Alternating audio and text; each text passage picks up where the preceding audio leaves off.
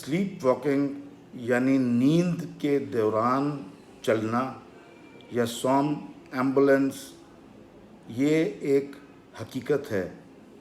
ये एक बीमारी या इसको आप आदत भी कह सकते हैं। ये एक मुसल्मा हकीकत है और लेकिन लोग इसको माफ़ौकुल फितरत समझते हैं और इसको एक्सेप्ट करने के लिए तैयार नहीं। और ये आर्ज़ा ज़्यादातर बच्चों में होता है जिनकी उम्र 5 साल से लेके 12 साल तक है और काफ़ी तादाद में बच्चे इसमें मुब्तला होते हैं। इसकी वजूहात के ऊपर हम बाद में आएंगे, लेकिन आप एक तसव्वुर करें कि आप अपने बेड पे सोए हैं और जब आप उठे हैं तो आप किसी सोफ़े पे सोए हुए थे या आप किसी दूसरे कमरे में किसी दूसरे बेड पर आप उठते हैं वहाँ से, और आप देखते हैं कि आपके कपड़ों के ऊपर खाने वाली चीज़ों के निशानात हैं, जिससे ये ज़ाहिर होता है कि आपने नींद में उठ के कुछ खाया भी है। ये बीमारी बच्चों तक महदूद नहीं बल्कि चंद एडल्ट्स के अंदर यानी कि बड़ों के अंदर भी ये मुंतकिल हो जाती है। लेकिन अमूमन यही देखा गया है कि जो उम्र बढ़ती है ये आर्ज़ा ख़त्म हो जाता है। और आम तौर पे साइकेट्रिस्ट का ये ख़्याल है कि ये कोई इतनी ख़तरनाक बीमारी नहीं है और ये अपने वक्त के साथ साथ उम्र बढ़ने के साथ साथ ठीक हो जाती है। अब इसकी मेन वजूहात तो ये हैं कि ये ख़ानदानी मर्ज़ है, यानी कि हेरेडिटरी है। आपकी फैमिली के अंदर ये चीज़ चल रही होती है और आप इस सूरत हाल में देखें तो वो बच्चा या वो एडल्ट आपको एकदम आंखें खुली आंखों के साथ वो चलता हुआ नज़र आएगा और जिस डायरेक्शन में वो जा रहा होगा वहाँ उस डायरेक्शन में देख नहीं रहा होगा, और आप उसको अगर हल्की सी आवाज़ दे के रोकने की कोशिश करेंगे तो उसको आपकी आवाज़ सुनाई नहीं देगी और वो अपने वो मंजिल पर जाके रुक जाएगा या वापस आके वो लेट जाएगा। ये एक खौफनाक मंज़र किसी के लिए हो सकता है, लेकिन अमूमन ये लोगों को अक्सर नज़र नहीं आता। बच्चों के माँ बाप जो कि बच्चों की निगहदाश्त करते हैं उनको अक्सर ये चीज़ देखने में मिलती है और उसकी चंद वजूहात हैं। हम पहले वो डिस्कस करेंगे और उसके बाद उसका हम इसको बचाव का तरीक़ाकार करेंगे। तो सबसे बड़ी वजह ये है कि ये डे टाइम स्ट्रेस, आपको अगर तनाव का शिकार दिन के वक्त बच्चा या बड़ा रहा है तो उसके अंदर ये कैफियत हो सकती है।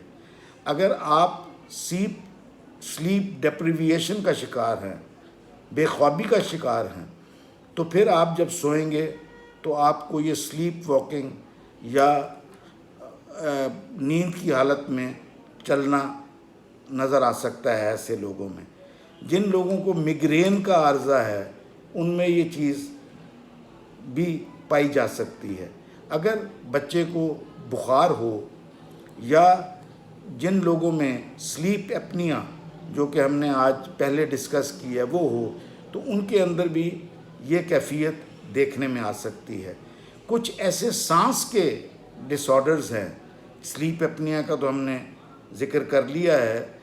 एस्थमा के अंदर जो बच्चे मुब्तला हों उनके अंदर भी ये स्लीप वॉकिंग यानी कि नींद की हालत में चलने की आदत हो सकती है। और जिन लोगों के अंदर एसिड रिफ्लक्स हो कि जब वो रात को सोएं तो उनके मैदे की रतूबतें जब ऊपर आती हैं तो पूरी जलन इस ग़िज़ा की नाली में होती है, जिसको गैस्ट्रो ईसोफेजल रिफ्लक्स कहते हैं, उनके अंदर भी ये हमें देखने में मिलती हैं। और कुछ न्यूरोलॉजिकल बीमारियां हैं जैसे पार्किंसनिज़म, उसके अंदर भी ये देखने में मिलती है। یا ان بچوں میں یا بڑوں میں جن میں ریسٹلیس لیگ سنڈروم ہوتا ہے، یعنی کہ ٹانگوں کے اندر ہر وقت بے چینی کی کیفیت رہتی ہے، اور جب ان کو علاج کے لیے اس کی ادویات دی جاتی ہیں تو ان کے اندر بھی یہ ادویات کی وجہ سے یہ بیماری دیکھنے میں آ سکتی ہے۔ اب نیند دو قسم کی ہے، ایک ہے naan rapid eye movement sleep, ایک ہے rapid eye movement sleep. Naan rapid eye movement sleep وہ ہے جس کے اندر آپ بالکل ڈیپ سلیپ کے اندر ہوتے ہیں، اور یہ نیند شروع ہونے سے 2-2.5 گھنٹے تک رہتی ہے، اور اس کے بعد پھر آپ کی naan rapid eye movement sleep شروع ہو جاتی ہے، جس کے اندر آپ کو خواب بھی نظر آتے ہیں، اور آپ جو ہے وہ خوف زدہ بھی ہو سکتے ہیں یا کچھ بھی ہو سکتے ہیں۔ لیکن یہ جو نیند میں چلنا ہے یہ ڈیپ سلیپ کے اندر ہی یہ دیکھنے میں آیا ہے۔ صرف پارکنسنزم ڈیزیز کے مریض وہ نان ریپڈ آئی موومنٹ، یعنی کہ جس میں خواب نظر آ رہے ہوں اور اس کے اندر وہ ان قوتوں سے مقابلہ کرنے کی کوشش کے اندر ان کے اندر یہ آپ کو سوتے ہوئے چلنے کی آپ کو یہ کیفیت نظر آ سکتی ہے۔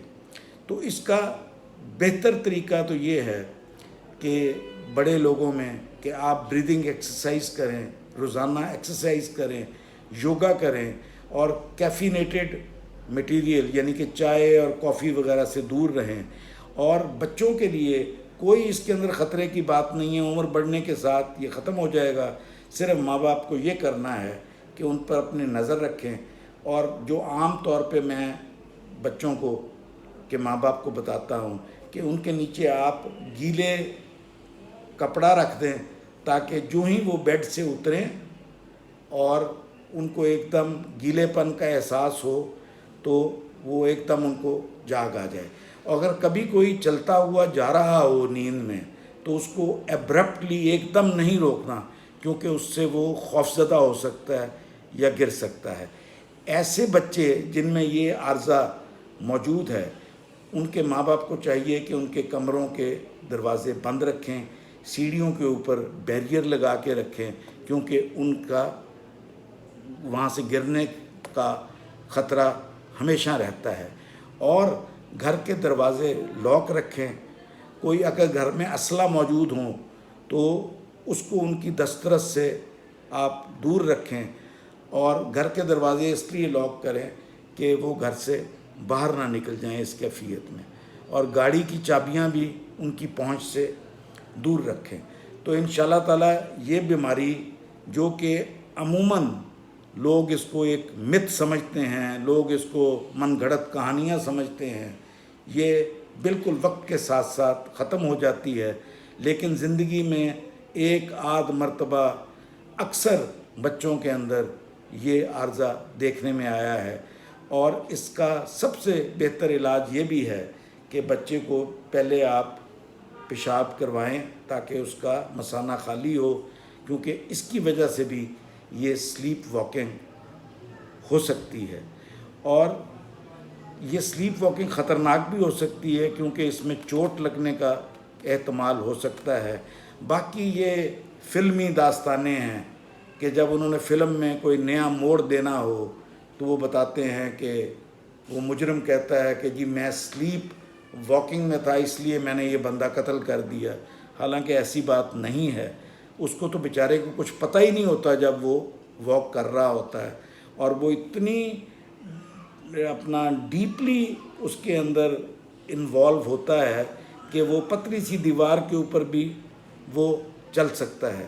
لیکن بہت سی اس کے ساتھ متس اور کہانیاں اس کے ساتھ جڑی ہوئی ہیں، لیکن پھر بھی ہمیں جب بھی یہ ایک ریئر بیماری ہے، لیکن جب بھی ہمیں ایسا بیمار نظر آئے تو میرا خیال ہے کہ بغیر علاج کے بھی یہ خود بخود ٹھیک ہو جاتا ہے۔